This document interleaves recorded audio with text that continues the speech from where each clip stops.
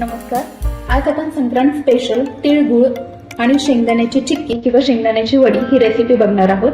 तर त्यासाठी लागणारं साहित्य आहे, त्यासाठी मी 1 वाटी शेंगदाणे, 1 वाटी तीळ, 2 वाटी गूळ, 2 चमचे तूप आणि ही सुंठ, विलायची आणि साखरेची पावडर आहे.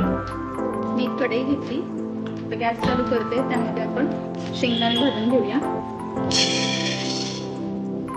शेंगदाणे चांगले खुसखुशीत भाजून घ्यायचे.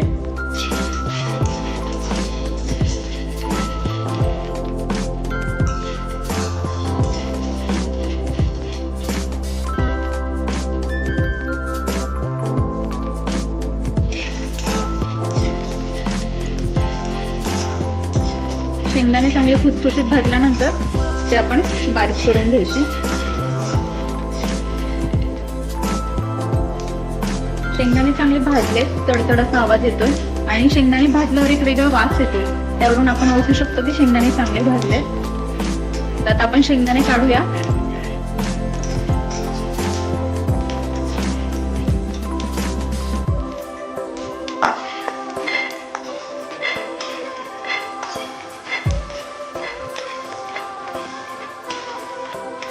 तीळ भाजून घेते. तीळ पण चांगले भाजले की तडतड असा आवाज येतो. त्यावरून आपण समजायचं की तीळ चांगले भाजले गेले आहेत. तिळगुळ आणि शेंगदाण्याचे लाडू हा संक्रांतीचा एक स्पेशल आयटम आहे. खरं तर हे वातावरणानुसार ठरलेले पदार्थ आहेत. थंडीमध्ये हे उत्तर उष्ण असे पदार्थ आहेत. त्यामुळे आपण हे लाडू किंवा त्याच्या वड्या, चिक्की हे असे आपण पदार्थ थंडीमध्ये करतो.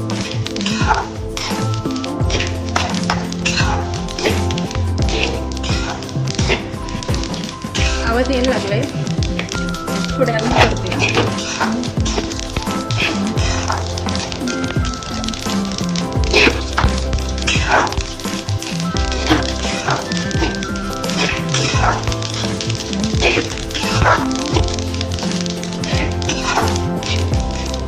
तीळ चांगले भाजले आहेत. ती गावरान तीळ आहे. थोडेसे रंगाने हे ब्राऊन असतात.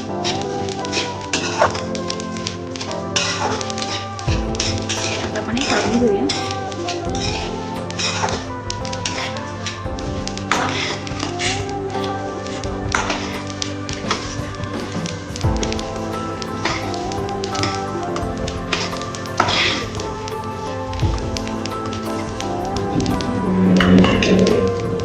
आता आपण भाजलेले शेंगदाणे आणि तीळ बारीक करून घेणार आहोत. सगळ्यात पहिल्यांदा मी शेंगदाणे बारीक करून घेते. अशा पद्धतीने आपण शेंगदाणे बारीक करून घेतले आहेत. या पद्धतीने असे इतके बारीक झाले पाहिजे. आता मी तीळ बारीक करून घेते.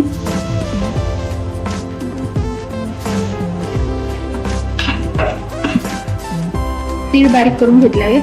थोडेसे जाडसर असे तीळ ठेवलेत, एकदम पण बारीक नाही केले. हे जे 2 चमचे तूप घेतलं होतं ते टाकते.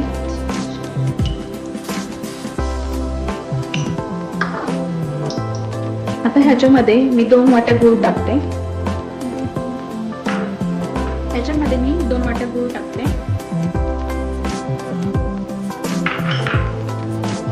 थोडंसं पाणी टाकायचं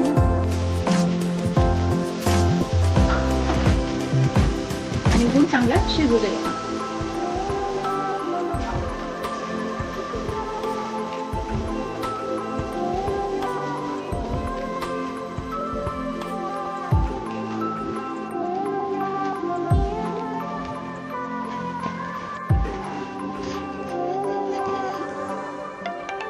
गूळ झाला आहे हे कसं करणार, तर त्यासाठी काय करायचं, एका वाटीमध्ये थोडंसं पाणी घ्यायचं आणि त्याच्यामध्ये थोडंसं हे गूळ टाकायचं. जर कडक अशी गोळी तयार झाली पाण्यामध्ये तर तो गूळ तयार आहे. तर आपण आता बघूया. आता मी पाणी घेतलं एका बाउलमध्ये, त्यामध्ये आपण थोडासा गूळ टाकूया आणि तो गूळ असा हाताने गोळी करायची आणि बघायची. आपण बघू शकतो की गोळी एकदम मऊ आहे, म्हणजे अजून गूळ तयार नाही, तर ही कडक झाली पाहिजे. आता आपण गुळाची गोळी करून घेतली, तिचा असा आवाज आला पाहिजे. आपण बघू शकतो असा आवाज येतोय, म्हणजेच काय, तर गूळ तयार आहे. आपला गूळ तयार आहे.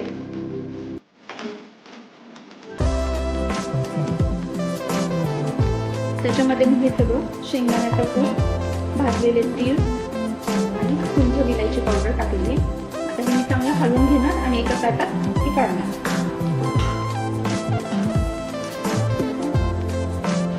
ते व्यवस्थित मिक्स करून घ्यायचं.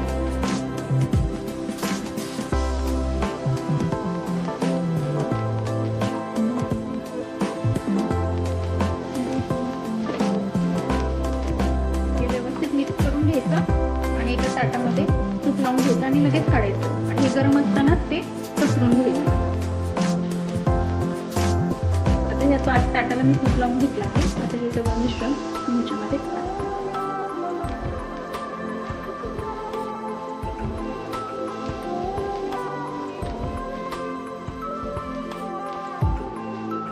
आता एका वाटीच्या सहाय्याने मी हे सगळं पसरून घेते.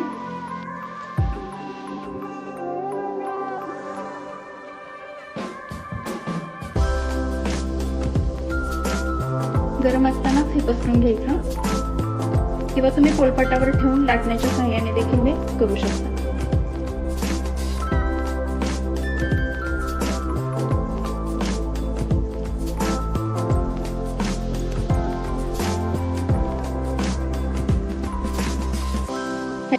गरम असतानाच वड्या कापून घ्यायच्या. अशा प्रकारे तीळ, गूळ आणि शेंगदाण्याची वडी तयार आहे. तुम्हाला ही रेसिपी आवडली तर नक्की ट्राय करा.